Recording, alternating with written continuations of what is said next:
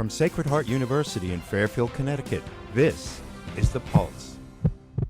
Hello, and welcome to The Pulse. I'm Marissa Taché.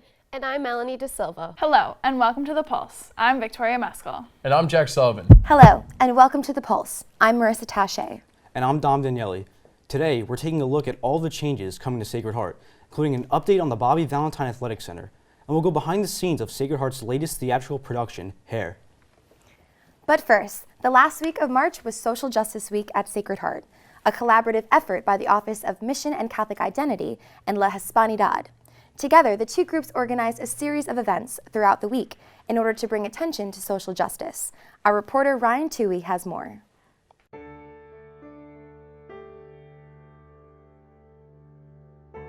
March 25th through the 29th was Social Justice Week at Sacred Heart, a collaborative effort produced by the Office of Mission and Catholic Identity and La Hispanidad. Together, the two groups organized a series of events throughout the week in order to bring social justice to the attention of others. So the purpose of Social Justice Week is to help educate the community about diversity and multicultural issues, specifically about diversity, inclusion, equity, access.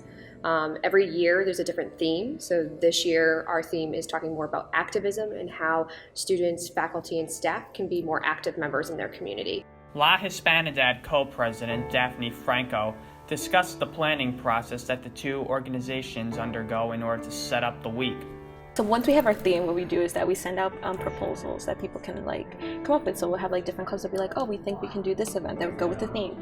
And then they submit that, and then we review it, and then from there we choose the events for the week. So it's really cool because different clubs do different things that relate to different social justice events or things that people don't even know about. Both Franco and Wagner touched upon what social justice has meant to each of them personally. The biggest impact, I think, would be just seeing everyone come together, because I feel like, sometimes when everyone's at school, they're all independent, doing their own thing, but, with this week, you really see everyone come together. What inspires me about the week is really the students.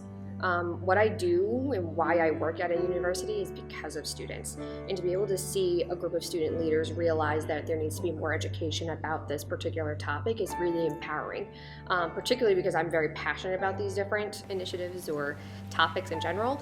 And so I think that when students are voicing something and voicing a concern and wanting to educate the community, that's just super empowering and gets me going. And that's kind of why I do it, and I'm a part of it every year, is because it energizes me to keep me going for the rest of the semester and into the summer. For The Pulse, this is Ryan Toohey, Fairfield, Connecticut. It's the middle of March, and that can only mean one thing. It's time for March Madness. The women's basketball team finished as the second seed in the NEC standings and hosted 7th seed Wagner in the NEC quarterfinal game. The Pioneers defeated the Seahawks 68-51. The Pioneers now advance to the semifinal round for the 4th straight season, where they will face the reigning NEC champion, St. Francis University.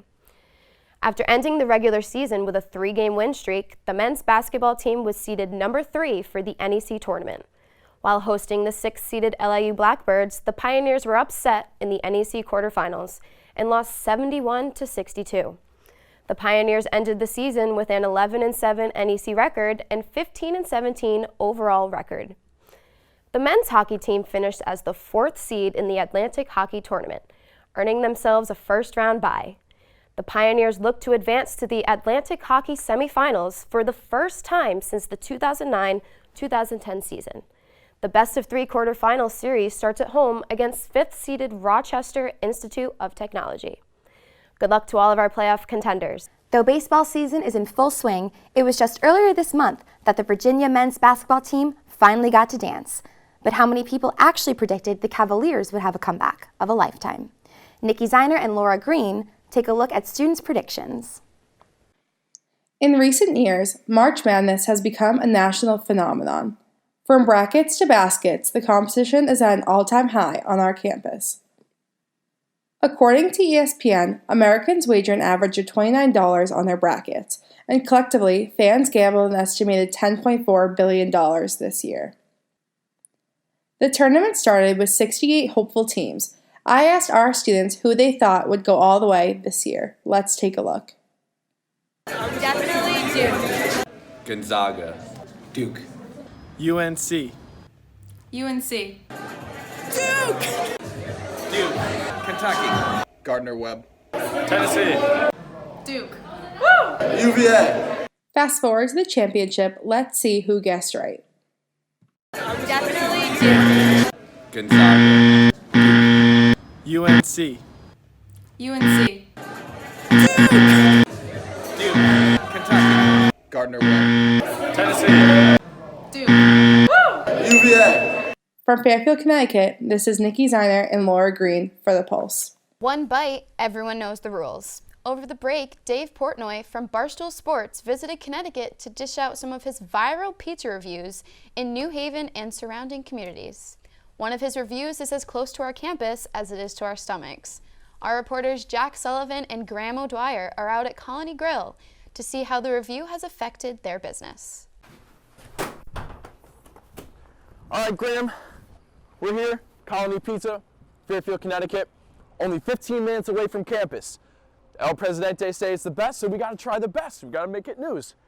You know, one bite. You know, I got so hungry in there, so cold. I already took a bite, so we're gonna take another one anyway.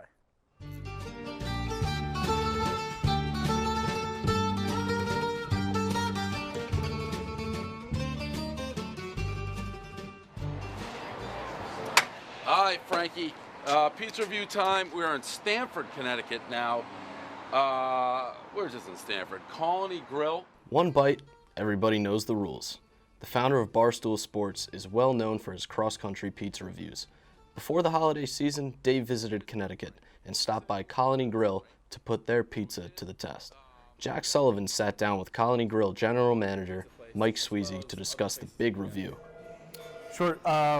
You know, it was exciting when we got the news that Barstool was down in our Stamford location. We were all very kind of waiting on bated breath for the 6 o'clock release. I think he usually releases them. One bite, everybody knows the rules. So this is gonna be bar pizza, Frankie, and that's exactly what it is. You know, we know that Dave at Barstool likes to be tough. Bar pizza. I love bar pizza. So I'm gonna be a tougher judge than all these Southern Connecticut because I live on bar pizza. And we thought it was a good review. We were happy with the score. 8-4. I love bar pizza. I love bar pizza. It's very, very good. I'm getting so spoiled with this great pizza, so I'm like comparing it to Sally's and all this stuff. I love this pizza. I think 8.4 is a very solid score for him. 8-4. This is really good pizza. This is really good pizza. I think it's a fair, honest score. 8-4. But according to Mike, Colony Grill is much more than just pizza. So I think, you know, as far as pizza goes, we're known for our hot oil pizza. But other than that, I think, as you can see here, we're a big community kind of gathering place and kind of your local, comfortable, down-home tavern where a lot of people go and like to meet up in groups and parties.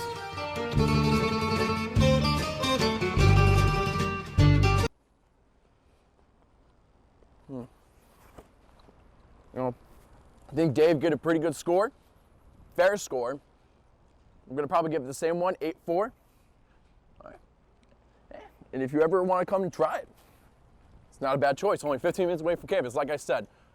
So, for the Pulse, I'm Jack Sullivan, Fairfield, Connecticut. Speaking of college basketball, it was another successful season for the Sacred Heart women's basketball team. The Pioneers were ranked third in the NEC and made it to the Women's National Invitational Tournament. Coach Jessica Minetti is in the studio with Jack Sullivan to talk about the highlights of the season and what the future holds. Jack? Thanks, Dom, and thanks, Coach Minetti, for talking with us today.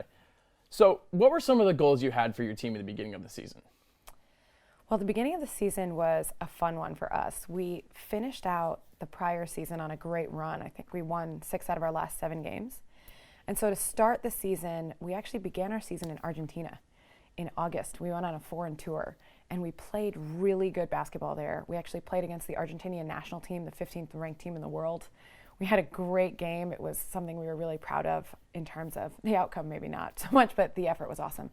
So to start off the season, we were really excited about where we had come up to that point, and we had great momentum leading into practices in October. We were already about 10 practices ahead when we got to officially start. So it was really fun to kind of see where we were at and where we were going, and I think our goals, obviously, at the beginning of every season are to hang a banner, right, to win that coveted NEC championship, that bring that gold ball home. But I think we also had a great goal to just play our best basketball every single day. You know, there's always that long-term goal, but within that, there are really short-term goals that we need to reach, and that's every day, did you leave everything you had on the court to get better? And I think we started off really strong with that effort, and so that's how we were able to sustain great effort for the continuity of the season. A lot of effort in every single game. What were some of the highlights of the season? Obviously, the Argentina thing's pretty cool, but what other highlights throughout the season were there? So Argentina was awesome. Our whole team got to go for 10 days and kind of be immersed in a cultural experience. So that was a great kickoff in terms of how we were able to play basketball on a national stage. But some great highlights throughout the season, I think, were watching Kat Haynes earn her first triple-double. It was the first triple-double in the history of the program. That was incredible. I think the whole team really rallied around her, and we were all really proud of her for such a great effort that she brought in helping us win that game too. I think some highlights, you know, non-specific highlights were we finished the last 10 games of the season with like 7.5 kids. I think being able to win and have success, having gone through injury and a lot of adversity and still be able to stay together and be there for each other, to me, that was a really big highlight. And a lot of the girls had mentioned in our postseason interviews, the weekend that we swept St. Francis and Robert Morris were huge highlights, especially on senior day, a day when we wanted to celebrate these 5 the most, and the team really rallied to be there for them. That was really special. So thank you very much for coming to talk to us. Back to you, Marissa. And that's a wrap for our first episode. We're heading to Reds. For The Pulse, I'm Melanie De Silva. And I'm Marissa Tache. Thanks for joining us at The Pulse.